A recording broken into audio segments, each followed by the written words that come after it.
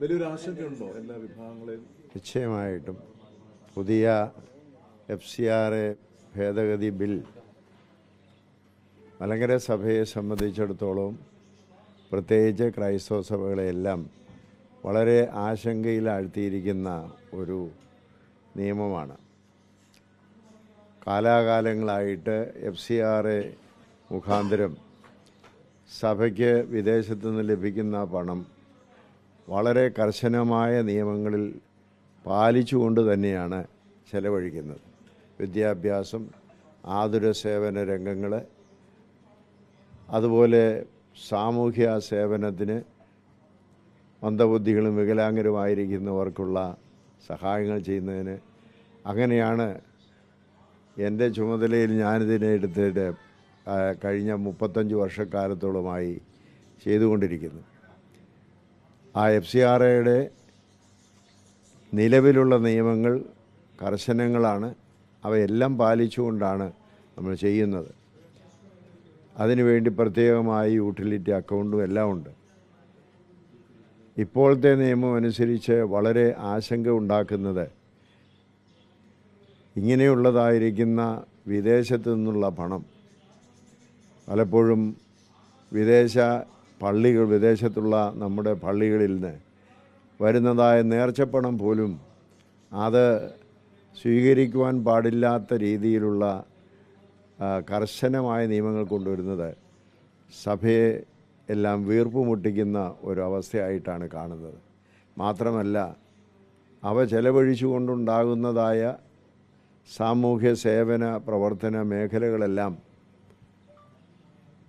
ഏതെങ്കിലും കാരണം പറഞ്ഞിട്ട് അതെല്ലാം ബ്ലോക്ക് ചെയ്തതിന് ശേഷം അതെല്ലാം ഏറ്റെടുക്കാനുള്ളതായിരിക്കുന്ന നിയമമുണ്ടാകുന്നു എന്ന് പറയുന്നത് സഭകൾ ഇതുവരെ ചെയ്തുകൊണ്ടിരിക്കുന്നതും മുന്നോട്ട് ചെയ്തുകൊണ്ടിരിക്കുന്നതുമായ എല്ലാ പ്രവർത്തനങ്ങളെയും സാമൂഹിക സേവനങ്ങളെയും വളരെ ആശങ്കയിലാർത്തുന്നു. മുന്നോട്ട് പ്രവർത്തിക്കാൻ സാധ്യമല്ലാത്ത രീതിയിലാവും. ഉദാഹരണമായിട്ട് മലങ്കര സഭയിൽ 2-3 FCRA ബ്ലോക്ക് ചെയ്തിരിക്കുക. കാരണം എന്താണെന്ന് ചോദിച്ചാൽ കാരണം അവർ പറയുന്നില്ല. എന്നാൽ അത് റിലീസ് ചെയ്യാൻ അപേക്ഷകൾ പല പ്രാവശ്യം കൊടുത്തു. റിന്യൂ ചെയ്യാൻ അതെല്ലാം നിഷേധിക്കപ്പെടുകയാണ്.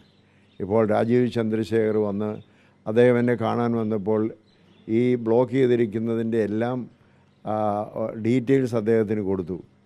പക്ഷേ ഇതുവരെയും അതിനെക്കുറിച്ച് ഏതാണ്ട് 2-3 മാസങ്ങളായി ഒരറിവും അതിനെക്കുറിച്ചില്ല. അപ്പോൾ ഇങ്ങനെ കേന്ദ്ര തലത്തിലാണിത് ചെയ്യേണ്ടിയിരിക്കുന്നത്.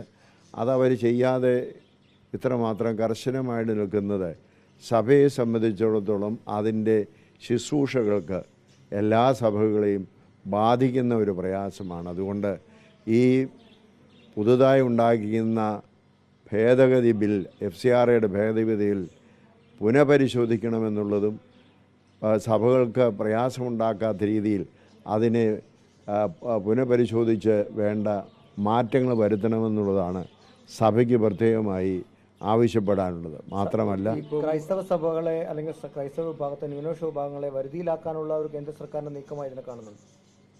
ന്യൂനപക്ഷങ്ങൾ വരുതിയിലാക്കുന്നതാണോ എന്ന് അറിവില്ല. കാരണം FCRA ന്യൂനപക്ഷങ്ങൾക്കും ഭൂരിപക്ഷങ്ങൾക്കും എല്ലാം ഉണ്ട്. അവരെ എല്ലാം ബാധിക്കുന്നതാണ്. കാരണം ഹൈന്ദവ സംഘടനകളും മുസ്ലിം സംഘടനകളും ഒക്കെ ക്രിസ്ത്യൻ സംഘടനകളും എല്ലാം മതങ്ങളും എല്ലാം ഈ FCRAയുടെ വകുപ്പിൽ വരുന്നതാണ്. ഇനി എന്തിനാണിത് കൊണ്ടുവരുന്നതെന്ന് നമുക്കറിയില്ല. പ്രത്യേകിച്ച് ക്രൈസ്തവ ന്യൂനപക്ഷങ്ങളോടോ ഒക്കെ ഉള്ള സമീപനത്തിൽ എന്തെങ്കിലും മാറ്റം വരുത്താനാണോ ഇതിൽ കൂടെ ശ്രമിക്കുന്നതെന്ന് നമുക്ക് ആശങ്കയുണ്ട്. അത് ഉണ്ടാവാതിരിക്കാനായിട്ട് നമ്മൾ ആഗ്രഹിക്കുന്നു.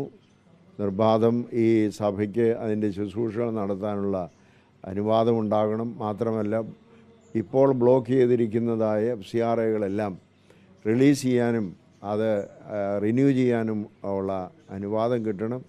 കാരണങ്ങളൊന്നും അവർ പറയുന്നില്ല എന്താണ്.